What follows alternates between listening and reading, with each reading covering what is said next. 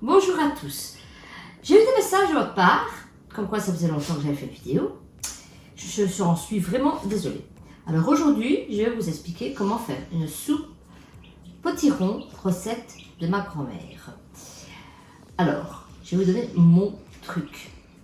Parce que dans la soupe, il y a une base que si vous faites à toutes les soupes, vos soupes seront toujours bien réussies. Là-bas, c'est que quand vous commencez votre soupe, ici déjà, on va déjà parler de la soupe potiron. J'ai acheté un potiron, comme ça, plus ou moins. Parce que je vais faire une grosse soupe. Là, il y a 4 grosses pommes de terre, au moins ainsi. 3 oignons, 3 carottes, des grosses carottes, un petit peu de beurre, 2 cubes de bouillon de poule. Alors, voilà. Je vous explique. La recette d'une soupe, pour qu'elle soit bien réussie, en premier lieu, nous mettons le beurre à fondre, les oignons. Quand ça a fondu, un petit peu d'eau. Ensuite, direct, les 2 cubes de bouillon de poule. Ça, c'est la base d'une soupe. Ensuite, après, vous mettez ce que vous voulez dans la soupe. Pour potiron, moi, je fais toujours potiron, carottes, pommes de terre. Si vous voulez une soupe verte, vous pouvez mettre courgettes. Alors, courgettes, attention. Si c'est les courgettes du jardin, vous ne les épluchez pas.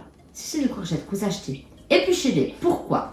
Une fois, j'ai fait de la soupe de courgettes avec la peau des courgettes du magasin, elle était infecte. Pourquoi? Parce que tous les gens qui vendent les courgettes au magasin mettent sûrement du produit sur les courgettes parce que, je vous jure, elle était infecte, elle avait un goût vraiment pas bon, pas normal.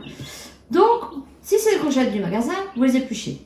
Avec les courgettes, vous rajoutez des poireaux, des petits pois, une pomme de terre. Ça, c'est la soupe verte.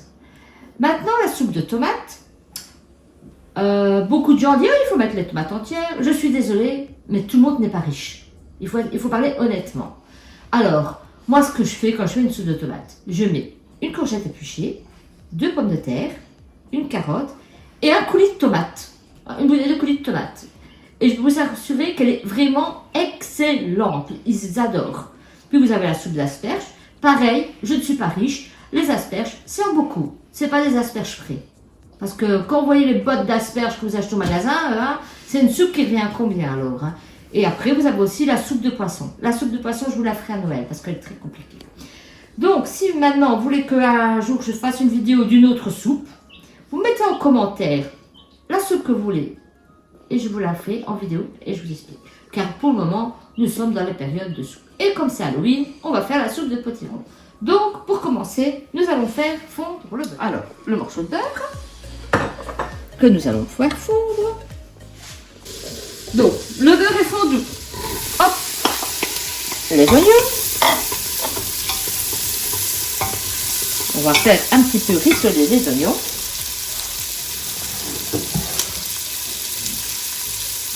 Alors, moi, pour l'eau, je mets l'eau de la Brita. Pourquoi? Parce que chez nous, l'eau est très calcaireuse. C'est une horreur. Alors, si on fait pas, on filtre pas, c'est une cata. Voilà, on regarde encore un peu. Voilà. Je mets de l'eau.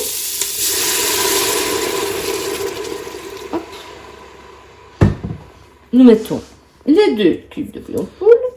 Alors, beaucoup de gens vont vous dire, oui, mais c'est des cubes de bouillon de poule. C'est mieux de faire son bouillon de poule filtré pour le mettre. Comme je répète, on n'est pas millionnaire. On n'est pas dans un grand restaurant de luxe où ils font des fonds de bouillon, tout ça. Je suis bien désolée, mais non. Il faut parler honnêtement. Voilà. Alors, tous les potirons. Alors, vous voyez, la quantité est grosse, mais ça fond, le potiron. Les pommes de terre. Parce que comme je vous dis, je fais une grosse soupe cette fois-ci. J'ai mes enfants et mes petits-enfants qui vont venir me voir pour Halloween. Donc, je fais une grosse soupe de potiron. Voilà. Cool. Alors, maintenant, nous allons saler. N'hésitez pas, parce que c'est du sel de mer. Le sel de mer sale moins que le sel de terre. Donc, si vous avez du sel de terre, ben ça, vous en mettez moins. Alors, il y en a, ils mettent aussi une feuille de laurier non plus. Pourquoi pas? Alors, moi, je mets que du sel et du poivre. Et tantôt, quand ça sera cuit, je passerai la soupe, À ce moment-là, je peux vous proposer de mettre un peu de crème. Et là, ça fait un velouté. Mais moi, je ne suis pas fort velouté. Je préfère la soupe normale. Parce qu'encore avec de la crème, c'est encore des calories, tout ça. Et puis là, si vous mettez la crème, pour la conserver, c'est moins bien. Par contre, quand c'est comme ça, quand elle sera passée, quand elle sera froide, vous la mettez au frigo au soir. Le lendemain, vous pouvez réchauffer et en boire. Avec la crème... moi, je ne suis pas tendance à conserver 2 jours des aliments où il y a de la crème. Ça tourne vite. Voilà. Bon. À tantôt. Voilà, la soupe est cuite. Maintenant, nous allons la passer. Voilà. Donc, vous voyez, elle est vraiment bien onctueuse. Vous voyez? Donc, n'hésitez pas. Si vous aimez, mettez-moi un pouce. Partagez. Si vous avez des idées pour que je vous fasse des autres soupes, mettez un commentaire. Et je vous souhaite un bon jour de la Toussaint et une bonne semaine de Toussaint pour ceux qui sont en congé.